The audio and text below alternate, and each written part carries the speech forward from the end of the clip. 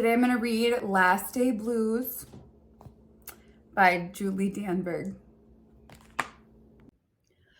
On the Monday morning, before the Friday that was the last day of school, Mrs. Hartwell took attendance. She sighed as she called out the last name. "I'm going to miss all of you," she said. The kids nodded in agreement. "I'm going to miss my friends," said Shannon. "I'm going to miss Daisy," said Dan. "I'm going to miss chocolate milk and pizza for lunch," said Joe. Everyone felt a little blue thinking about the last day of school, even Daisy. That afternoon, during recess, the students talked as they hung out on the jungle gym. "Mrs. Hartwell said she's going to miss us," said Alexandra, swinging from a bar. "We should get a present to cheer her up," said Eddie, hanging upside down by his knees. But what could they get her? "I could give her the rest of my sandwich. It's my mom's bologna special," said Josh. "Or a coffee cup, or a new pen, the kind with feathers and beads." The students thought and thought, but couldn't come up with one single idea that they all agreed on. "We'll think of something tomorrow," Eddie assured everyone as they lined up at the drinking fountain. On the Tuesday, before the Friday that was the last day of school, Mrs. Hartwell read the final page of their last read-aloud book. "I'm going to miss circle time," said Mrs. Hartwell. "I'm going to miss science," said Emily. "I'm going to miss seeing Mrs. Hartwell wear her safety goggles during science," said Jack, giggling. And so, before they got too sad, Mrs. Hartwell put on her safety goggles one last time, just for fun.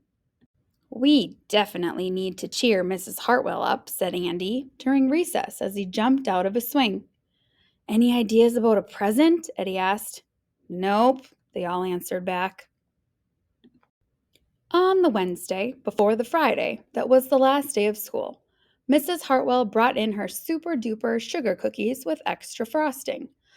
"I'm going to miss snack time, but I can't wait for barbecues by the pool," said Jack.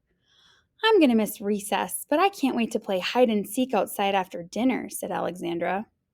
"I'll miss school, but I can't wait for summer vacation," said Josh. The class discussed their summer plans and drowned their last day blues with another round of milk and sugar cookies. "I don't know whether to be happy or sad today," Andy said, the minute they all arrived at the jungle gym. "Mrs. Hartwell is sad," said Olivia. "She probably doesn't want the year to end." "While we're swimming, she'll be reading her old lesson plans," said Walker. "And while we're playing, she'll be trying to remember the fun times we had this year," said Dan. And that's when an idea zipped, zapped, and zinged through Eddie's brain. "I know exactly what will cheer her up," Eddie said, jumping down from the jungle gym. The class agreed. It was perfect. On the Thursday, before the Friday, that was the last day of school, Eddie raised his hand right after Mrs. Hartwell started language arts. "We need some privacy, please," he said. And so Mrs. Hartwell took down bulletin boards with her back to the class. She never even peeked. Well, only once. On the morning of the Friday that was the last day of school, the students dashed into the classroom. They snapped open the shades for the very last time. They did their chores for the very last time. They fed Daisy for the very last time. And as soon as the bell rang, they couldn't wait for Mrs. Hartwell to see her present for the very first time. The last day of school makes us so blue. We'll miss recess and pizza and reading, too. We'll miss Daisy and cookies and friendship true, snack time and science and learning new.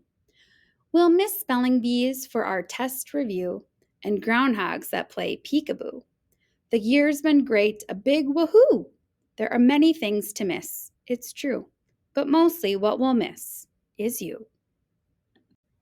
Later on, during recess, Eddie said, "I think Mrs. Hartwell liked her present." "I just hope it helps," Margaret said.